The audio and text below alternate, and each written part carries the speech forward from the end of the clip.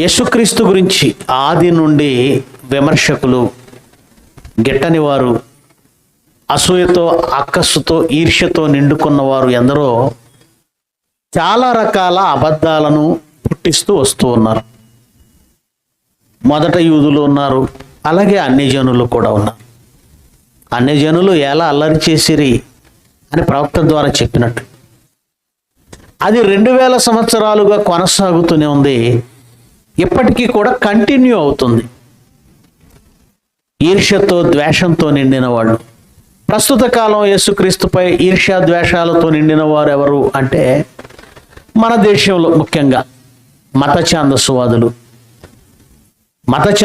ఎవరైనా కావచ్చు, నాస్తిక హేతువాదులు, శాస్త్రవేత్తలు, సామాజిక పండితులు అనబడిన వాళ్ళు, సంఘ సంస్కర్తలు అనబడిన వాళ్ళు చాలామంది మాట్లాడుతున్నారు. ఎందుకు ఆయన గురించే మాట్లాడుతున్నారు? మిగతా వాళ్ళు ఎవరు లేరా అంటే, మిగతా వాళ్ళ గురించి మాట్లాడడం లేదు అంటేనే మీరు అర్థం చేసుకోవాలి. చెట్లు, కాయలు లేని చెట్లకు ఎవరు రాళ్ళు వేసుకుంటారు? కాయలు, చెట్టు నిండా కాయలు ఉన్నాయనుకోండి, పళ్ళు ఉన్నాయనుకోండి, కాయలున్న చెట్టుకే రాళ్ళ దెబ్బలు. యేసుక్రీస్తు ఈ పేరు 2000 సంవత్సరాల నుంచి ప్రపంచంలో మారుమ్రోగుతూనే ఉంది. ఎప్పటికీ రోజు రోజుకి ఈ పేరుకున్న ప్రతిభ, లేదంటే ఈ పేరుకున్న గౌరవం, ఈ పేరుకున్నటువంటి ప్రతిష్ట, ఈ పేరుకున్న గొప్పతనం పెరుగుతుందే తప్ప తగ్గటం లేదు. ఎందుకంటే ఆ పేరును, ఆ నామాన్ని ఘనపరిచిన వాడు దేవుడు, సృష్టికర్త ఘనపరిచాడు. ఆకాశము క్రింద ఇయ్యబడిన ఈ నామము తప్ప మరి ఏ నామమందును రక్షణ లేదు. ప్రతి ఆకాశము క్రింద అన్ని నామములలో కంటే ఈ నామము ఘనమైనది, గొప్పది. ఆయన హెచ్చించాడు. గనుక ప్రియమైన దేవుని పిల్లలారా, ఎందుకు యేసుక్రీస్తు నామము ఘనపరచబడడం చాలామంది సహించలేకపోతున్నారు. దాని వెనక అపవాది ఉంది. ఎలా ఆయన్ని డిగ్రేడ్ చేయాలి, ఎలా ఆయన్ని అవమానపరచాలి, ప్రజలలో ఆయన పరువు ఎలా తీయాలి, అనేకులు ఆయన వైపు చూడకుండా ఎలా తగ్గించాలి, ఎలా కంట్రోల్ చేయాలి, ఈ క్రమంలోనే అపవాది చాలామందిని ఎన్నుకుంది. అందులో మత ఛాందస్వాదులు కూడా ఈ మధ్యకాలంలో పెట్టరేగిపోతున్నారు. హైందవులమని చెప్పుకుంటూ మత ఛాందస్వాదులుగా ప్రవర్తిస్తున్నవాళ్ళు. హిందువులందరూ చెడ్డవాళ్ళు కాదు. ఎందుకంటే చరిత్ర చూస్తే పరమత సహనం కలిగిన రాజులుగా ఎంతోమంది హిందూ రాజులు ఈ దేశాన్ని పరిపాలించారు. చాలామంది మన సహోదరులు, హైందవ సోదరులు మన చుట్టూ కూడా ఉంటారు. అందరూ అలా ప్రవర్తించరు అన్న సంగతి మీకు తెలుసు, నాకు తెలుసు. రాజకీయ లబ్ధి కొరకో, ఒక పార్టీకి లబ్ధి చేకూర్చటానికో కొందరు పేటీఎం కుక్కలు అనొచ్చు వీళ్ళని. అంతకంటే ఇంకేమన్నా అవసరం లేదు. డబ్బులు తీసుకొని యేసుక్రీస్తుని, క్రైస్తవ్యాన్ని, బైబిల్ని కించపరచడానికి ప్రత్యేకంగా నియమింపబడినటువంటి వారు వీళ్ళంతా కూడా. అందులో ఈ మధ్యకాలంలో ఒకటి తిరుగుతున్నాడు. వాడి పేరేంటంటే రాధా మనోహర్ దాస్. ఇతను ఎన్నో రకాలుగా మాట్లాడుతున్నాడు. వాస్తవానికి ఇతని పేరు గురించి మాట్లాడాల్సినంత అవసరం మనకు లేదు, కానీ మీకు అర్థం కావడానికి చెప్తున్నా. ఇతను ఎన్నో రకాలుగా మాట్లాడుతున్నాడు. అలా మాట్లాడిన వాటిలో ఒక మాటే ఈ మాట. ఒకసారి అతను ఏమంటున్నాడో స్క్రీన్ మీద చూద్దాం. ప్లే చేయనన్న వెంటనే. యేసుక్రీస్తు అంటే అస్సలు పడదు, బైబిల్ అంటే అస్సలు పడదు. అలాగని వీళ్ళు యథార్థవంతులా నిలబడతారంటే నిలబడరు. ప్లే చేయి. మనం 3 మేకులు తీసుకోలేదు, అది మాగతాం. మనం 3 మేకులు తీసుకోలేదు, అది మాగతాం. ఎక్కడికి వెళ్ళినా 3 మేకులు పీక్కోలేనోడు దేవుడా, మన దేవుళ్ళు రిచ్, మన దేవుళ్ళు గొప్పోళ్ళు అని చెప్తూ యేసుక్రీస్తట 3 మేకులు పీక్కోలేకపోయాడట. అంటే ఆయన చనిపోయాడు కదండి, సిలువ వేయబడ్డాడు కదండి. సిలువ వేయబడ్డాడు, మ్రానుపై వేలాడదీయబడ్డాడు. అలా సిలువ వేయబడడానికి ఆయన చేతులలో మేకులు కొట్టారు, కాళ్లలో మేకులు కొట్టారు. 3 మేకులు పీక్కోలేకపోయాడంటే వాళ్ళ ఉద్దేశం ఏంటంటే, దేవుడైన వాడు ఒకరి చేత బంధించబడడం ఏంటి, సిలువ వేయబడడం ఏమిటి, వాళ్ళ చేతుల్లో చావడం ఏంటి, మ్రానుకు వేలాడదీయబడితే ఆ మేకులు పీక్కొని బయటకు వచ్చేయచ్చు కదా ఆయన దేవుడైతే. అది వాళ్ళ ఉద్దేశం. అలా మాట్లాడుతున్నారు. ప్రియమైన దేవుని పిల్లలారా, ఆలోచన చేద్దాం. ఎందుకంటే మొదటి నుంచి కూడా ఆయన శిలువ, ఆయన చేసిన త్యాగం, దాని వెనుకున్న దేవుని సంకల్పం, ప్రణాళిక అన్ని జనులకు వెర్రితనంగానే కనబడుతుంది. అందుకే పౌలు అంటాడు, తిమోతి క్షమించండి, కొరింథీ పత్రిక రాస్తూ, శిలువను గూర్చిన వార్త నశించుచున్న వారికి వెర్రితనము, కానీ రక్షింపబడుచున్న మనకు దేవుని శక్తి. ప్రియులారా, ఒక విషయాన్ని గుర్తుపెట్టుకోండి. ఏ సబ్జెక్ట్ అనేది సబ్జెక్ట్ పైన చూస్తే ఎవరికి ఏం అర్థం కాదు, కానీ దానిలోనికి ప్రవేశించాలి, పూర్వపరాలు పరిశీలించాలి, పూర్తిగా అవగాహన చేసుకోవాలి, అప్పుడు మాట్లాడాలి. మ్యాథమెటిక్స్ ఉన్నాయనుకోండి, కొంతమందికి ఏం అర్థం కాదు, వాళ్ళు చెప్పేవి కూడా విచిత్రంగా పిచ్చిలాగా ఉంటాయి. సైన్ తేటా, కాస్ తేటా, ఏంటి తేటాలు తేటా అయిపోయినట్టు, పైథాగరస్ సిద్ధాంతాలు ఏంటవి, పిచ్చి లేస్తుంది. ఇవన్నీ అనవసరం బాబు, కడుపుకి ఇంత అన్నం దొరికితే చాలు అని ఆ లెక్కలు, ఏమండి ఆ తేటాలు, ఇవన్నీ తట్టుకోలేక, అంటే అర్థం కాదు, భాష అర్థం కాదు. నేను సైన్స్ టీచర్ని, సైన్స్ నాకు అర్థమవుతుంది, కొంతమందికి అది సైన్స్ అర్థం కాదు. కుకుర్బిటేసి అన్నాం అనుకోండి, మనల్ని కూరలో వేసి అన్నట్టు అర్థమవుతుంది. ఈ కుకుర్బిటేసి అంటే మీరు కూరలో వేసేదే, దోసకాయలో. అది నాకు తెలుసు, ఎందుకంటే నేను అందులోకి వెళ్ళాను. మీకు అర్థం కాదు, దోసకాయ అంటే అర్థమవుతుంది. ఈ కుకుర్బిటేసి ఏంటి, ప్యాపిల్ని వేసి ఫ్యామిలీ, ఈ తరగతులు అవసరం లేదు. ఏ సబ్జెక్ట్ అయినా అందులోకి వెళ్ళిన వాడికి అర్థమవుతుంది. లోక సంబంధమైన విద్యలే దానిలో ప్రవేశించి దాన్ని పూర్తిగా అవగాహన చేసుకుంటేనే మనకు అర్థమవుతున్నప్పుడు, లోక జ్ఞానము కంటే కొన్ని కోట్ల రెట్లు గొప్పదైన దేవుని జ్ఞానం, ఆత్మజ్ఞానం. లోకంలో ఉన్నదంతా ప్రకృతి జ్ఞానం, సైన్స్ కావచ్చు, మ్యాథ్స్ కావచ్చు, సోషల్ కావచ్చు, జియోగ్రఫీ కావచ్చు, ఖగోళ శాస్త్రం కావచ్చు, ఆర్నిథాలజీ పక్షుల శాస్త్రం కావచ్చు. లోకంలో కనబడుతున్న శాస్త్రాలన్నీ భౌతికమైనవి, నీ కంటికి కనబడేవి, నువ్వు చూడగలిగినవి, నువ్వు చూస్తే అర్థం చేసుకోగలిగినవి. కానీ దేవుని వాక్యం ఉందే, అది ఆత్మకు సంబంధించింది. ఆత్మని కంటితో చూడండి. ఈ ఆత్మ కంటికి కనబడినప్పుడు ఆ ఆత్మ ఏ లోకం నుంచి వచ్చిందో ఆ లోకము కనబడుతుంది. ఆ లోకంలో ఉన్న దేవుడు, ఆ దేవుని మధ్యలో ఉన్న ఆలోచనలు. ఎంత కష్టం అండి. కళ్ళ ముందు ఉన్న మనిషిని అర్థం చేసుకోవడం కష్టమైనప్పుడు, కంటి ముందు లేని, అసలు మన లోకంలోనే లేని దేవుడు అక్కడున్నాడు. ఆయన ఏంటో, ఆయన మనసు ఏంటో, ఆయన ఆలోచనలు, ఆయన ప్రణాళికలు ఎలా ఉంటాయో బొత్తిగా అర్థం చేసుకోవాలి అంటే బొత్తిగా కనీసం బైబిల్పై అవగాహన లేనివాడు, కనీసం బైబిల్ సరిగా చదవలేనివాడు ఎలాగంటే అర్థం చేసుకుంటాడు. అందుకే బైబిల్ అర్థం కావాలంటే ఒక మెయిన్ సూత్రం ఒకటి ఉందండి. కొరింథీయులకు రాసిన మొదటి పత్రిక, ఏమంటే బేసికల్ లా అంటారు దీన్ని, ఫండమెంటల్ లా. 2వ అధ్యాయం, మొదటి కొరింథీ 2వ అధ్యాయము 13వ వచనం చదువుతున్నాం. 13-14 వచనాలు. మనుష్య జ్ఞానము నేర్పు మాటలతో కాక ఆత్మ సంబంధమైన సంగతులతో సరిచూచుచు. ఏమి నేర్పాలట, ఏ మాట, ఎవరు నేర్పాలి మాటలు? ఆత్మ నేర్పు మాటలతో వీటిని గూర్చి మేము బోధిస్తున్నాము. వినండి, మేము మాట్లాడుతున్నది ఆత్మ గురించి, ఆత్మ జ్ఞానము, ఆత్మ సంబంధమైన సంగతులు అని మాట్లాడుతున్న పౌలు అంటున్నాడు. వీటిని ప్రకృతి సంబంధి అయిన మనుష్యుడు దేవుని ఆత్మ విషయాలు అంగీకరించడు. అది అతనికి వెర్రితనంగా ఉంది. ప్రకృతిని చూసి చెట్టును చూసి చెట్టు దేవుడు అనుకుంటాడు, పుట్టను చూసి పుట్ట దేవుడు అనుకుంటాడు, సూర్యుని చూసి సూర్యుడు దేవుడు అనుకుంటాడు, చంద్రుని చూసి చంద్రుడు దేవుడు అనుకుంటాడు, రాయిని చూసి రాయి దేవుడు అనుకుంటాడు. ప్రతిదాన్ని దేవుడు అని ప్రకృతి సంబంధి, అతనికి అర్థం కాదు. ఆత్మ విషయాలు ఎలా అంగీకరిస్తాడు? వాడు అంగీకరించలేడు.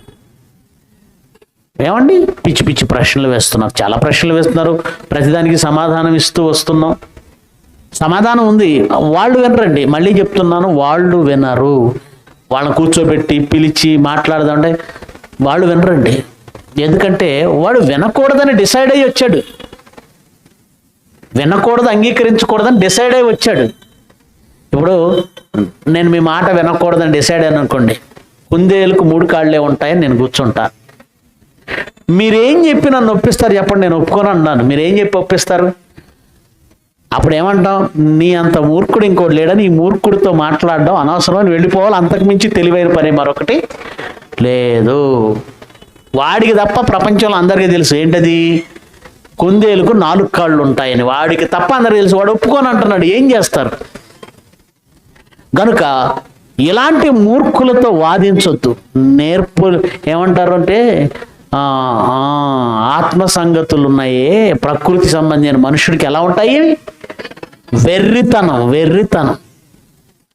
వారితో వాదన పెట్టుకోవడం, వీడే మూర్ఖుడు. ఇతనితో వాదన పెట్టుకోవడం ఏమంటారు? కనుక అజ్ఞానపు మాటలు మాట్లాడుతున్న వాళ్ళ నోళ్ళు మూయించాలి తప్ప వాదనలు పెట్టుకోకూడదు, వారితో డిస్కస్ చేయకూడదు, వాళ్ళతో డిబేట్లు చేయకూడదు. చేసి ఉపయోగం లేదు, వాళ్ళు అంగీకరించరు. కొంతమంది అట అందులో మేము ప్రవీణులం అనుకొని విపరీత వాదాలకు దారి వెళ్ళిపోతున్నారట, మేము జ్ఞానం అని చెప్పడానికి. గనుక ఇలాంటి మూర్ఖులు మాట్లాడే ప్రతి మాటకి సమాధానం చెప్పవలసిన బాధ్యత మాత్రం క్రైస్తవులుగా మన పైన ఉంది. ఖచ్చితంగా మనం చెప్పాలి. ఎందుకంటే అలాంటి మూర్ఖుల మాటలు విని ఎవరో విశ్వాసంలో నుంచి తొలగిపోకూడదు. ఉంటారు ఎవరో ఒకరు ఇలా ఉందేంటి, అఫ్కోర్స్ మనం ఎవరో తొలగిపోం. అన్నిల్లోనే కొంతమంది ఓహో అవునా అలాగా, వాడి మాటలు కొంతమందికి పనిచేస్తాయి. అవునా అలాగా, నిజమే కదా, దేవుడు అంటే 3 మేకులు పీక్కోవాలి కదా, ఎందుకు పీక్కోలేకపోయాడు? ఇలా అతని మాటల వల్ల డిస్టర్బ్ అయ్యేవాళ్ళు ఎవరు కొందరు ఉంటారు. కాబట్టి ఖచ్చితంగా దానికి సమాధానం మనం చెప్పాలి. ప్రియమైన దేవుని పిల్లలారా, ఆలోచన చేద్దాం. యేసుక్రీస్తు సిలువకు వెళ్ళడం అనే మహాకార్యక్రమం గురించి కొన్ని సందర్భాలు మనం లేఖనాల నుంచి చూద్దాం. అపోస్తుల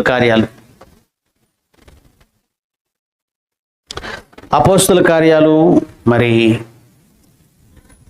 మొదటిగా 5వ అధ్యాయము 30వ వచనం. అపోస్తుల కార్యాలు 5వ అధ్యాయము 30వ వచనం. మీరు మ్రానున వ్రేలాడదీసి సంహరించిన యేసును మన పితరుల దేవుడు లేపెను. ఎక్కడ చంపారట యేసుక్రీస్తుని? మ్రానున వ్రేలాడదీసి, దీనినే మనం సిలువ అంటున్నాం. దాన్ని మరొక విధానంలో చెబుతూ సిలువ వేయడం అంటే మనం చూసిన సిలువలు ఏమండి, ఒక నిలువ కమ్మి, రెండవది అడ్డ కమ్మి. యేసుక్రీస్తు దాన్ని మోసుకుంటూ వెళ్ళి గొల్గొతా కొండపైన ఆయన సిలువేయడం, ఇవన్నీ మనకు తెలుసు. సిలువేయడం అంటే అంతవరకు ఆలోచిస్తున్నాం, కానీ మ్రానున వ్రేలాడదీయడం అనే పదం కూడా వాడబడింది. అది మీరు ఆలోచించండి. వ్రేలాడదీయడానికి ఒక ఫోటో ఫ్రేమ్ వేలాడదీయడానికి ఏం కావాలి? ఒక మేకు, ఒక తీగ, లేదంటే ఒక ఏమంటారు హోల్డర్ ఏదో ఉంటుంది వేలాడదీయడానికి. దానికి ఒక రింగ్ ఇస్తారు కదండి ఫోటో ఫ్రేమ్కి, ఆ రింగ్కి మేకు ఉంటుంది కదండి. వేలాడదీయడానికి మేకు ఒకటే అవసరం, గుర్తుపెట్టుకోండి. ఇప్పుడు యేసుక్రీస్తును కూడా మ్రానుకు వేలాడదీశారు, అది చెప్తున్నాడు. మానుకు వేలాడదీశారు, ఒకే మేకులు వేశారు. రైట్. అలాగే అపోస్తుల కార్యాలు 13వ అధ్యాయం 10వ అధ్యాయం 39 కూడా చూద్దాం. అపోస్తుల కార్యాలు 10వ అధ్యాయం 39. ఆయన యూదుల దేశమందును యెరూషలేమునందును చేసిన వాటన్నింటికీ మేము సాక్షులం.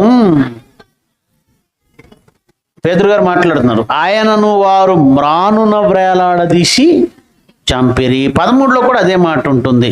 ఆయన గురించి వ్రాయబడినవన్నీ నెరవేర్చిన తర్వాత ఆయనను మ్రాను మీద నుండి దింపి సమాధిలో పెట్టిరి. ఇలా మ్రాను మీద వ్రేలాడదీయబడిన వాడుగా యేసుక్రీస్తు కనబడతాడు.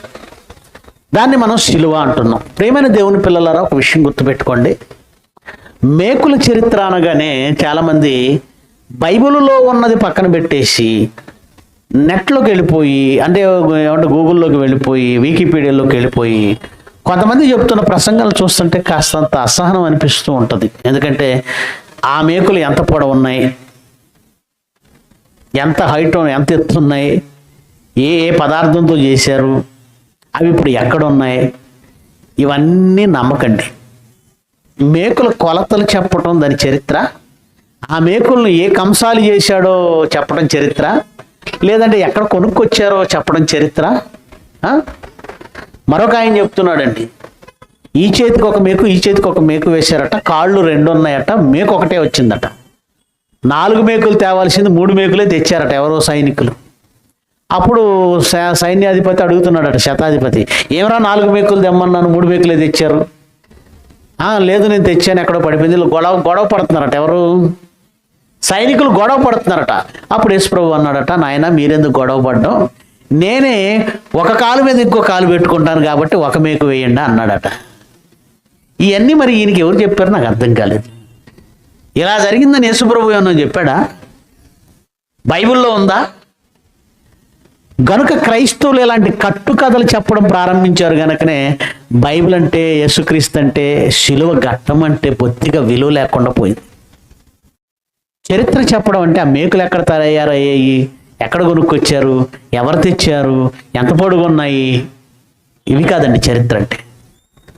యేసుక్రీస్తు శిలువ వెనుక అసలు ఎందుకు సిలువ వేయాలి ఆలోచిద్దాం. మనం ఆయన ఎందుకు సిలువ వేయాలి, ఆయన ఎందుకు మరణించాడు?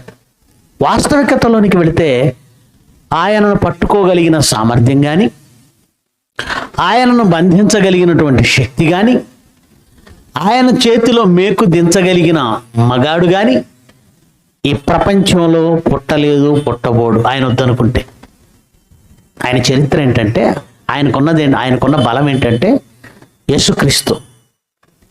ఆయన అనుకుంటే ఆయన టచ్ చేయగలిగిన వాడు కూడా ఈ భూమి మీద ఎవ్వడూ లేడు.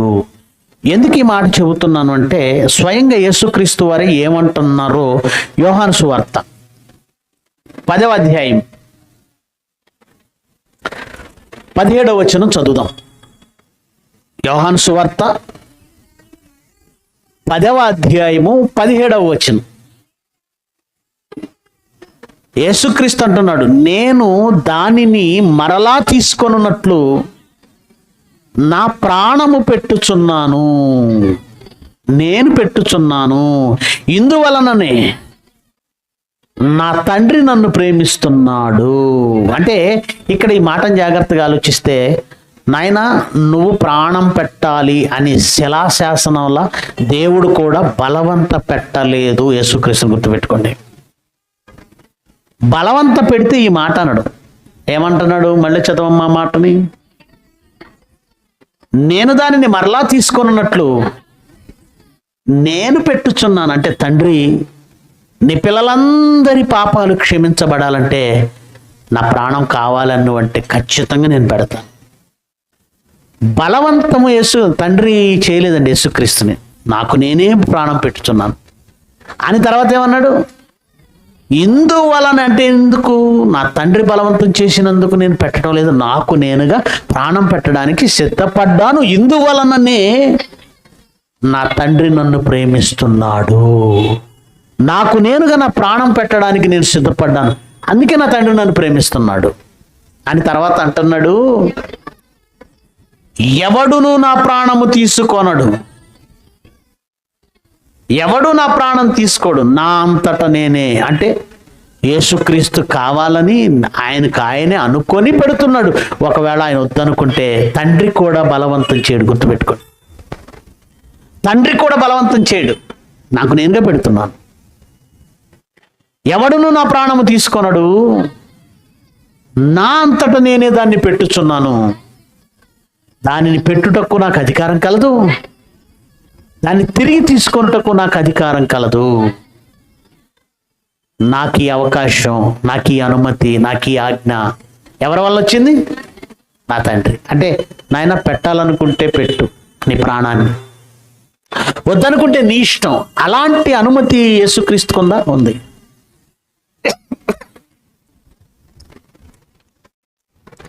యేసుక్రీస్తు వద్దనుకుంటే ఆయన తాకగలిగిన వాడు కూడా ఎవడు లేడు.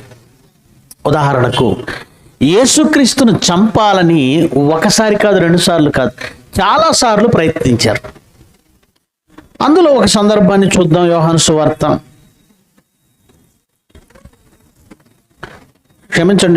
లూకా సువార్త 4వ అధ్యాయం. లూకా సువార్త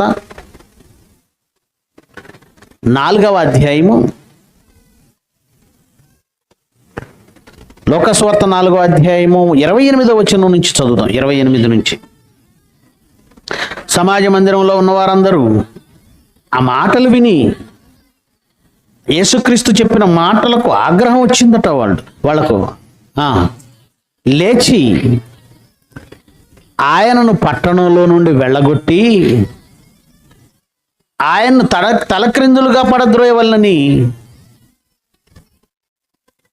తమ పట్టణము కట్టబడిన కొండపేటు వరకు, కొండ అంచు వరకు, కొండపేటు వరకు ఆయన్ని తీసుకొని పోయారట. ఆ పట్టణం కట్టబడిన కొండపేటు.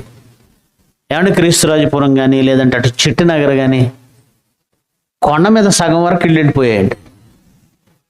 కానీ ఆ పట్టణం ఉందే ఏకంగా కొండపేటను ఉందట. అవతలకి వెళ్ళిపోతే లోయ, ఒక అంచుకి వెళ్ళిపోతే కిందకి ఏముంటుంది? లోయ. అక్కడ నుంచి తలక్రిందులుగా పడద్రోయాలని కొండపేట వరకు తీసుకెళ్లారట. ఏమండి, ఎంతమంది ఉండాలి? సమాజ మందిరం అంటే చాలా మంది ఉండాలి. యూదులు చాలా మంది ఉంటారు. ఆయన ఒక్కడు. ఆయన పట్టుకొని వెళ్ళారు. పడద్రోయాలని వెళ్ళిన వాళ్ళు ఎందుకు పడద్రోయలేదండి ఎవరు. అయితే ఆయన వారి మధ్య నుండి దాటి తన మార్గాన వెళ్ళిపోయాడు. బాగా వినాలి. యేసుక్రీస్తు దేవుడైతే శిలువ మేకులు పడకుండా చూసుకోవాలని ఒకడు అంటాడు. అసలు శిలువ మీద పెట్టినా ఆయనకి బరువు ఉండకూడదు, ఆయన ఇలా అనగానే ఆ శిలువ గాలిలో వెనకాల రావాలని ఇంకొకడు అంటాడు. వీళ్ళ మాటలు వింటుంటే చిన్నపిల్లల చేష్టలు. వాళ్ళు అంటారు, దేవుడైతే శిలువ ఆయన్నేం బాధించకూడదు, ఆయన భుజం మీద లేకుండా అలా గాలిలో రావాలి, లేదంటే ఆయనకి శిలువ వేస్తున్నప్పుడు మేకులు ఎగిరిపోవాలి, సుత్తి ఎగిరిపోవాలి, మెరుపు వచ్చేసి మేకులు కొడుతున్న వాళ్ళకి తగలాలి. పిచ్చి ఆలోచన కదా. ఒకవేళ మేకులు వేసిన ఈయన దేవుడు గనక ఇలా అనగానే మేకులన్నీ బయటకు వచ్చేయాలి, ఆయన దిగేసి మన తెలుగు సినిమా హీరో లాగా వచ్చేయాలి కిందకి. ఈ సినిమాలు చూసి ఒక రకంగా చెప్పాలంటే వాళ్ళ తప్పు కాదులేండి, వాళ్ళు చదివే కథలు తప్పాయి. వాళ్ళ చదివే కథల్లో దేవుడు కూడా ఫైట్ చేస్తూ ఉంటాడు. అవసరం అండి దేవుడికి మళ్ళీ ఆయుధాలు. దేవుడు అన్న ఆయనకి ఆయుధాలు ఎందుకండి? యేసుప్రభు చేతిలో ఏమన్నా ఆయుధాలు చూసారా? ఉన్నాయా? వాళ్ళు చిన్నప్పటి నుండి చదివిన కథలకు అలవాటు అయిపోయి, యేసుక్రీస్తు దేవుడైతే ఆ మేకులు పీక్కొని బయటకు వచ్చేయాలి కదా. ఇక్కడ మేకులు పీక్కొని బయటకు వచ్చేయడం కాదు, అసలు ఆయన వద్దనుకుంటే ఆయన్ని పట్టుకోగలిగిన ఆయన వాళ్ళందరి ముందు లేచిపోతున్నా వాళ్ళకు కళ్ళు కూడా కనపడవు. అది పరిస్థితి. ఇదో ఇంతమంది ఉన్నారు, మీ మధ్య నుంచి నేను వెళ్ళిపోవడం సాధ్యమండి? మీకు కనపడకుండా మీ అందరూ నన్ను పట్టుకోవాలనుకుంటే నేను వెళ్ళిపోగలనండి? ఈ వేదిక మీద ఇద్దరు చాలు నన్ను పట్టుకోవడం, కదలను నేను. అలాంటిది అక్కడ అంత మంది ఉండి యేసుక్రీస్తు వాళ్ళని దాటిపోయాడంటే ఏంటో పరిస్థితి తెలుసా? దైవశక్తి. ఇశ్రాయేలీల్ని తరుముతూ మరలా ఫరో రథాలు సైన్యాలు వచ్చాయట. వీళ్ళేమో నడుస్తున్నారు, వాళ్ళేమో రథాల మీద చాలా ఫాస్ట్గా వచ్చేసారు. ఎర్ర సముద్రం పాయలయ్యింది, దానిలో నడుస్తూ వెళుతున్నారు. చక్కగా ఎర్ర సముద్రం పాయలై ఉండేసరికి ఆ మార్గంలోనికి వీళ్ళు కూడా ఎంటర్ అయిపోయారు. ఎవరు? ఫరో సైన్యాలు. అప్పుడు దేవుడు ఏం చేశాడంటే చీకటి కలగజేశాడట. వాళ్ళ మధ్య ఏం కలగజేశాడు? చీకటి కలగజేసరికి అసలు మార్గం ఎటు వెళ్ళాలో ఎటు పోవాలో అర్థం కావట్లేదట వాళ్ళకి కాసేపు. అంటే దేవుడు తలుచుకుంటే కళ్ళున్న వాళ్ళని ఏం చేయగలడు? గుడ్డి వాళ్ళని చేస్తాడు. అందరు ఉన్నారు, ఆయన ఎటు పోతున్నాడు ఎవరికి అర్థం కావట్లేదు. కొండపేట వరకు తీసుకెళ్ళిన వాళ్ళు ఆయన వాళ్ళ మధ్య నుంచి తప్పించుకొని వెళితే ఏం చేస్తున్నారు? ఆయన ప్రాణం పెట్టాలా అనుకోలేదు అప్పుడు. అందుకే ఆయన వారి మధ్య నుండి దాటి తన మార్గాన వెళ్ళిపోయాడు. యోహాను సువార్త అంటే ఆయన వద్దనుకుంటే ఎలా ఉంటుందో చెప్తున్నాను. 7వ అధ్యాయము 30వ వచనం. యోహాను సువార్త 7వ అధ్యాయము 30వ వచనం. అందుకు వారు ఆయనను పట్టుకొన యత్నము చేసిరి గాని అది ఆయన ప్రాణం పెట్టాలని తనకు తానుగా ప్రాణం పెడతానన్నాడు. ఆయన ప్రాణం పెట్టాలనుకున్న గడియ ఇంకనూ రాలేదు గనక పట్టుకోవాలని ప్రయత్నం చేసి పట్టుకోకపోవడం ఏంటండి? విచిత్రంగా ఉంది కదా. ఈయన పట్టుకోవడానికి ఏముందండి, పట్టుకోవచ్చు ఇట్లా, కానీ పట్టుకోవడానికి ఇలా ప్రయత్నం చేసి ఇలా ఇలా ఇదేంటి ప్రయత్నం? దేనికి అంటే దేవుడు వద్దు అనుకుంటే, యేసుక్రీస్తు వద్దు అనుకుంటే ఆయన అలా పట్టుకునేవాడు కూడా ఎవడు? అది అర్థం కావడానికే రాశాడు. కొండపేట వరకు తీసుకెళ్లిన వాళ్ళు వాళ్ళ మధ్య నుంచి ఆయన వెళ్ళిపోతుంటే ఏం చేస్తున్నారు? ఆయన పట్టుకోవడానికి ప్రయత్నించి పట్టుకోలేకపోవడం ఏంటి అంటే సమయం ఇంకా రాలేదు. తాను ప్రాణం పెట్టవలసిన సమయం ఇంకా రాలేదు కనుక ఎవడు ఆయన టచ్ చేయలేదు. ఇప్పుడు ప్రాణం పెట్టే సమయం వచ్చింది. సిలువలో, గెత్సెమనే తోటలో. అప్పుడు నాకు నేనుగా ప్రాణం పెట్టాలని నిర్ణయించుకున్నాను. నాకు నేనుగా నేనే నిర్ణయించుకున్నాను. యేసుప్రభు చెప్పాడు, నేనే ప్రాణం పెడతాను. మనుష్య కుమారుడు పరిచారం చేయించుకున్నటకు రాలేదు కానీ పరిచారం చేయుటకు అనేకులకు ప్రతిగా విమోచన క్రయధనముగా ప్రాణం ఇవ్వడానికి వచ్చాడు. ప్రాణం పెట్టడానికే వచ్చాడు. రైట్. మేకుల గురించి ఆలోచన చేద్దాం. ఎందుకు మేకులు వేయించుకున్నాడు? మొదటిగా మనం తెలుసుకోవాల్సింది ఏంటంటే ఆయన ఏదో బలహీనుడని, దేవుడే కాదని రోమా సైనికులు బంధిస్తే వాళ్ళ నుంచి తప్పించుకోలేకపోయాడని మత ఛాందస్వాదులు అంటున్నారే, దాని గురించే మాట్లాడుతున్నారు. ఆయన బలహీనుడా? రోమా సైన్యం బంధిస్తే తప్పించుకోలేనంత బలహీనుడా? తప్పించుకోలేక మరణానికి చిక్కాడా? తనకు తానుగా మరణానికి వెళ్ళాడా? తప్పించుకోలేక బలహీనుడై వాళ్ళ చేతికి చిక్కి చచ్చిపోయాడా? మహాసంకల్పాన్ని బట్టి తానే ప్రాణం ఇచ్చాడా? ఆలోచన చేస్తున్నాం. ఆయన తప్పించుకోవాలనుకుంటే చాలా సులువు, తప్పించుకుంటాడు ఆయన. కానీ తనకు తానుగా వెళ్ళాడు అన్నది నిజం. ఎందుకు వెళ్ళాడు అనేది ఆలోచన చేద్దాం. తనకు తానుగా వెళ్ళాడు. రోమా సైన్యం ఏదో కాపలా కాసి, ఏదో స్కెచ్ గీసి, ఏదో వల పన్నేసి, కుట్ర పన్నేసి ఆయన ఏదో బంధించేశారు అనుకోకండి. తనకు తానుగా వెళ్ళాడు. ఎందుకు వెళ్ళాడు? యోహాను సువార్త 18వ అధ్యాయం నుంచి. ఎందుకంటే చాలామంది ఆయన తప్పించుకోవడానికి చూశాడు అనే వాళ్ళు కూడా ఉన్నారు. ఆయన తప్పించుకోవడానికి చూశాడు కానీ దొరికిపోయాడు అన్నట్టుగా మాట్లాడుతున్నారు. యోహాను సువార్త 18వ అధ్యాయము 1వ వచనం నుంచి చదవండి. యేసు ఈ మాటలు చెప్పి తన శిష్యులతో కూడా కెద్రోను వాగు దాటిపోయెను. అక్కడ ఒక తోట ఉన్నది. దానిలోనికి ఆయన తన శిష్యులతో కూడా వెళ్ళాడు. యేసు తన శిష్యులతో పలుమార్లు అక్కడికి వెళ్ళుచుండువాడు. ఏం చేసేవాడండి? చాలాసార్లు వెళ్ళాడట. బాగా వినాలి. ఈ తోటలోనికే ఇస్కరియోతు యోధ సైనికులు తీసుకొని వచ్చాడు. ఇక్కడే ఆయన్ని బంధించారు. ఇక్కడే ఆయన అక్కడి నుంచి అక్కడికి ఆయన్ని ప్రధాన యాజకునింటికి తీసుకెళ్లారు, సిలువేశారు. ఓకే. యేసు ప్రభువుకి నిజంగా తప్పించుకోవాలి అని అనుకుంటే ఏం చేస్తాడు చెప్పండి? తప్పించుకోవాలన్న ఆలోచన ఉందా, లేదంటే సిలువుకి వెళ్ళాలన్న ఆలోచన ఉందా? ఎందుకంటే ఆ మూర్ఖులకి అర్థం కాదు అది, మనం అర్థం చేసుకోవాలి. ఒకవేళ తప్పించుకోవాలనే ఉద్దేశమే ఉంటే అప్పగించడానికి వెళ్ళిన వాడెవరు? సైనికులు తీసుకురావడానికి వెళ్ళిన వాడెవడు?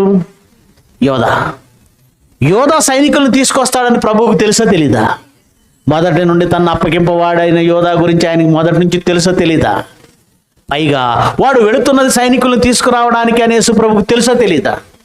రొట్టెను విరిచి ద్రాక్షసను ముంచి ఇవ్వగానే వాడిలోకి ఏం ప్రవేశించింది? సాతాను. అప్పుడు ఆయనే చెప్పాడు, యోధా నువ్వు చేయదలుచుకున్నది త్వరగా చెయ్యి అంటే వీడు వెళతాడు, వెళ్ళి సైనికుల్ని తీసుకొస్తాడు. ఇది తెలిసి తప్పించుకోవాలనే ఉద్దేశం ప్రభువుకుంటే అసలు యోధా ఎప్పుడు ఎరుగని, యోధాకు తెలియని కొత్త ప్రాంతానికి వెళ్ళిపోతారా, ఎప్పుడు వెళ్ళే ప్రాంతానికే వెళతారా? మీరే చెప్పండి. మర్డర్ చేసి వచ్చి ఎవడో తన ఇంట్లోకి వెళ్ళడం, అసలు ఎవరికి తెలియదు. స్నేహితుడింటికి కూడా వెళ్ళడు. ఎందుకంటే పోలీసులు వచ్చి మొదట వెతికేది ఎక్కడ? మొదట మీ ఇల్లు వెతుకుతారు, బంధువులు ఇంట్లో వెతుకుతారు, తర్వాత స్నేహితులు ఇల్లు వెతుకుతారు. దొరకకూడదు అనుకున్నవాడు ఎప్పుడు రెగ్యులర్గా వెళ్ళే ప్రాంతాలలో కానబడాడు. అబ్స్కాండ్ అవ్వాలనుకున్నాడు, కొత్త ప్రాంతానికి వెళ్ళాలి. యేసు ప్రభు మరణాన్ని తప్పించుకోవాలనే ఉద్దేశమే కలిగిన వాడే అయితే ఏదో ఒక సామాన్యుడిగా వాళ్ళకు దొరికిపోయాడండి, తప్పించుకునే ప్రయత్నంలో సిలువేశారండి, మేకులు కూడా పీక్కోలేక చచ్చిపోయాడండి, ఆయన ఏం దేవుడండి అని మాట్లాడుతున్నారే. మీరు జాగ్రత్తగా వినండి. ఆయన తప్పించుకోవాలనే ఉద్దేశం ఉన్నవాడైతే ఎవరికూ తెలియని ప్రాంతానికి వెళ్ళాలి, కానీ బాగా తెలిసిన ప్రాంతానికి ఎందుకు వెళ్తాడు?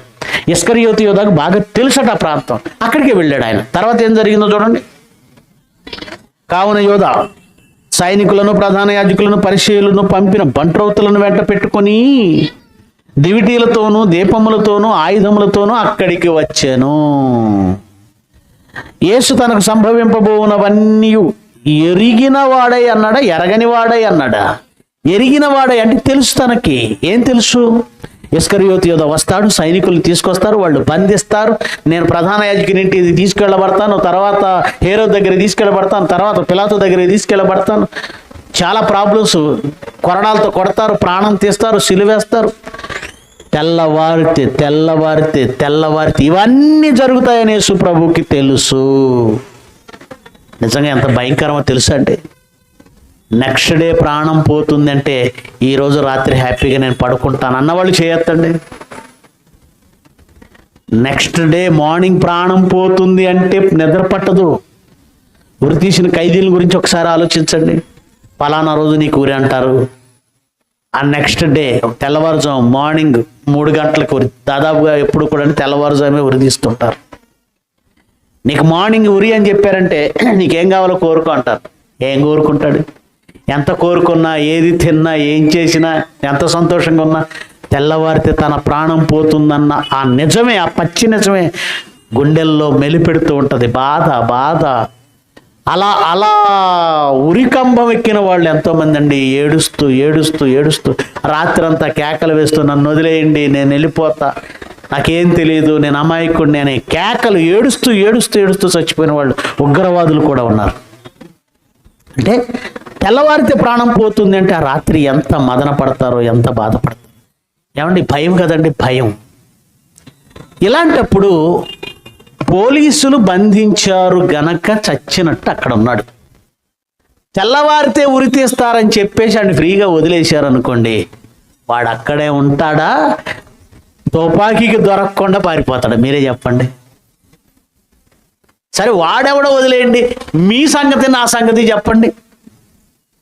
తెల్లవారితే పోలీసులు ఉరి తీస్తారు అని జైల్లో పెడితే ఎటు పోలేక చచ్చినట్టు ఆ 4 గోడల మధ్య ఉండి జైలు ఊసలు వెనకుండా ఏడుస్తాం తప్ప, మనల్ని ఫ్రీగా వదిలేస్తే ఎంత దూరం వెళ్ళగలిగితే అంత దూరం వెళ్తాం. శక్తి కొలది పరిగెత్తుతాం. ఎన్ని వెహికల్స్ ఉంటే అన్ని వెహికల్స్ ఎక్కుతాం. ఎంత డబ్బు ఉంటే అంత డబ్బుతో ఎంత దూరం పోవాలంటే అంత దూరం వెళ్ళిపోతాం. యేసు ప్రభువుని ఎవరైనా బంధించారండి?